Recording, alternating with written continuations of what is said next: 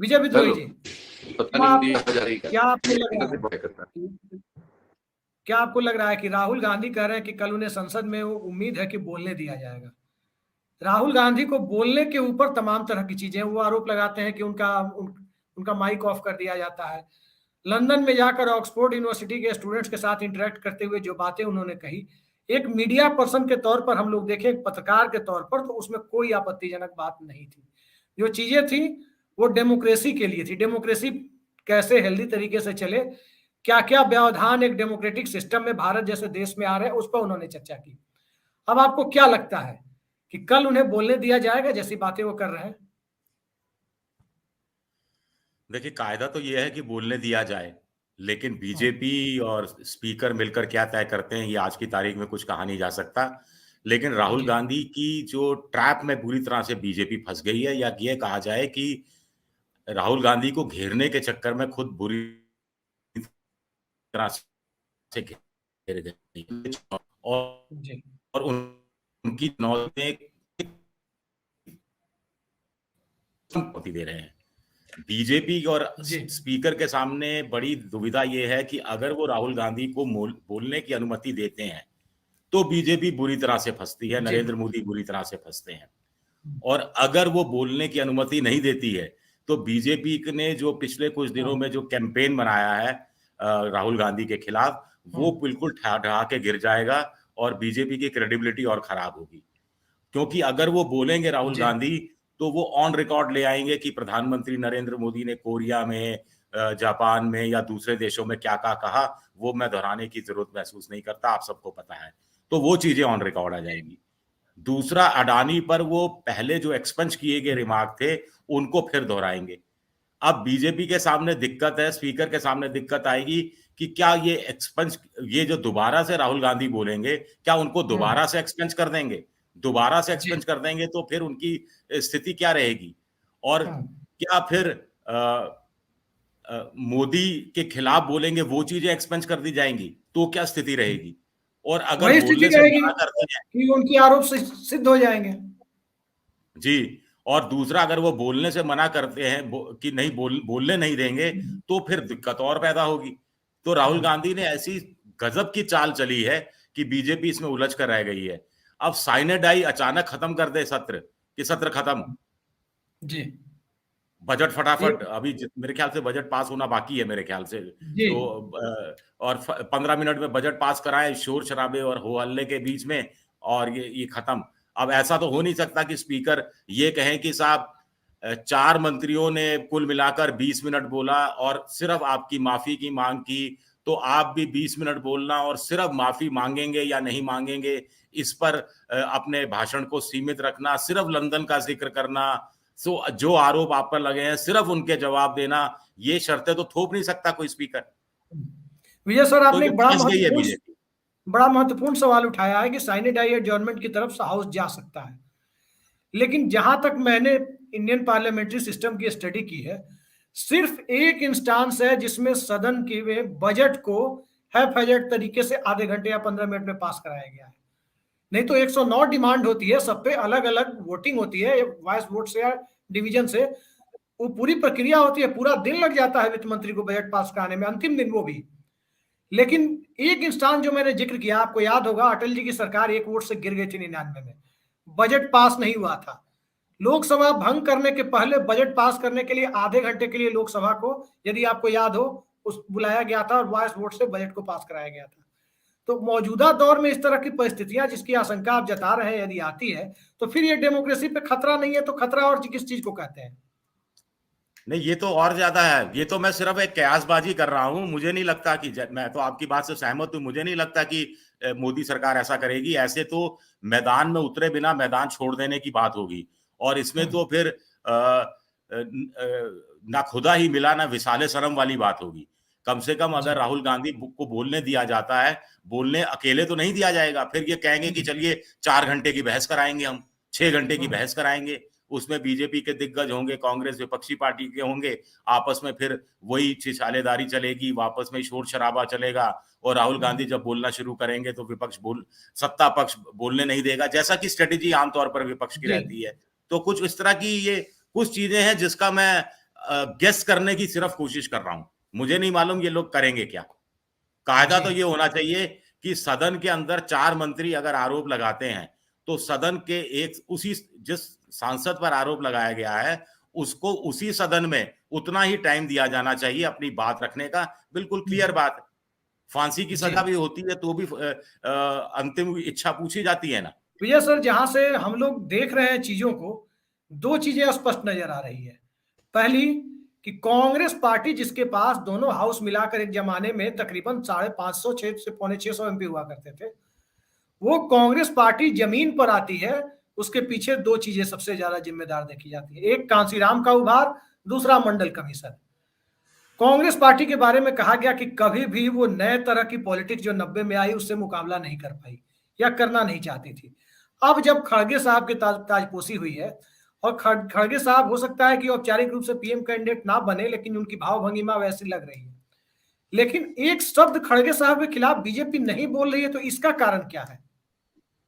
देखिए, इसका सबसे बड़ा कारण है खड़गे दलित हैं, और खड़गे के पर बोलने का मतलब है दलित वोट बैंक को नाराज करना।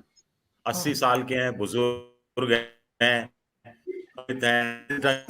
प्रधानमंत्री नरेंद्र मोदी एक गरीब का माँ बर्तन मांजती थी, ऐसा ही अतीत खड़गे का भी रहा है। माँ पिता शायद मिल में मजदूर होते थे, उसी में इन्होंने मजदूरी की, फिर यूनियन लीडर बने और निजाम हैदराबाद के निजाम के खिलाफ संघर्ष में आग वाग लग गई थी, इनकी माँ की मौत भी हो गई थी। तो खड़गे पर यह हमला राजनीतिक रूप से इनको भारी पड़ेगा, और सबसे बड़ी बात है जो मैं बार बार कह रहा हूँ, दलित हैं इस कारण।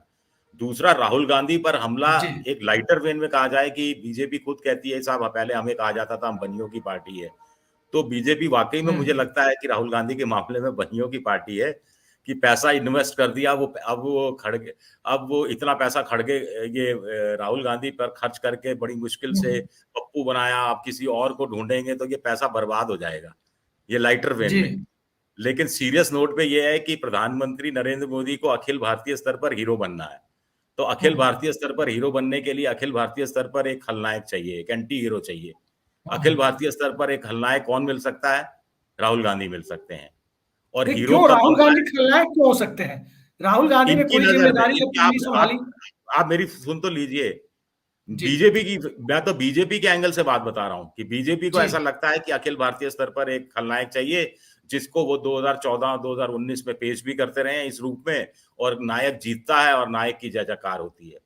क्षेत्रीय दलों से बीजेपी उलझना नहीं चाहती, क्योंकि बीजेपी जहां जहां क्षेत्रीय दलों से उलझी है वहां बुरी तरह मुंह की खाई है।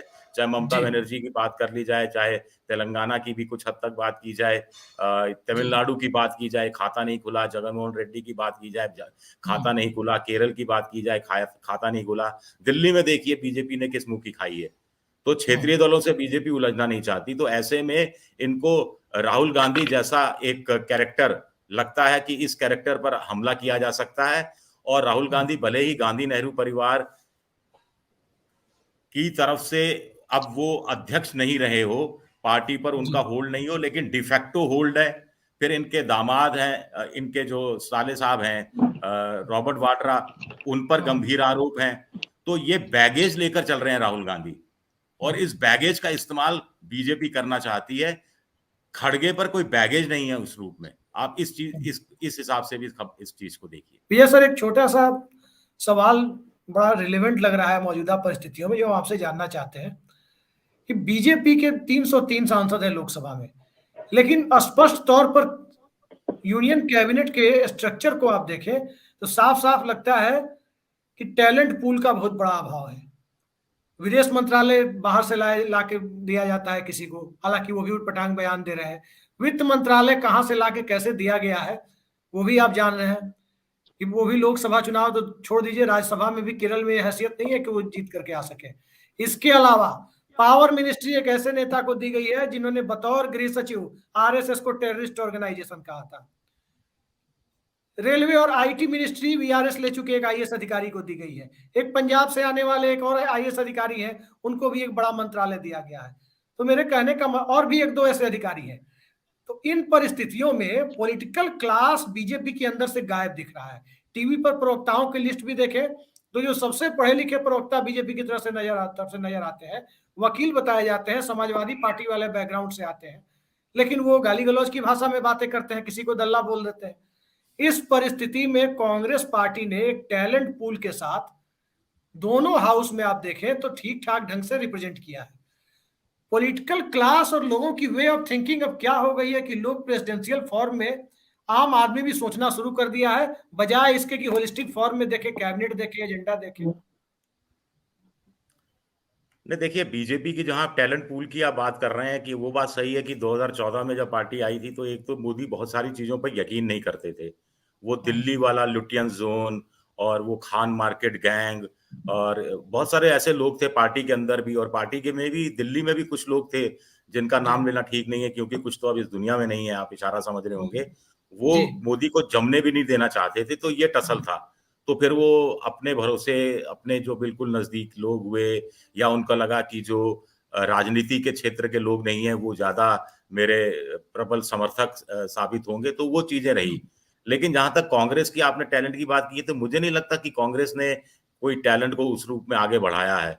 मनमोहन सिंह का जो दूसरा कार्यकाल था या पहले कार्यकाल का भी अंतिम साल थे, तब राहुल गांधी के कहने पर युवा ब्रिगेड के लोगों को काफी आगे बढ़ाया गया था, जिसमें सचिन पायलट हैं, ज्योतिरादित्य सिंधिया हैं, और मुरली ये देवड़ा साहब के बेटे हैं जितेंद्र प्रसाद, ये सारे लोग हैं जिनको कुछ लोगों को इनमें से मंत्रालय भी दिया गया लगातार, और अच्छे मंत्रालय भी दिए गए।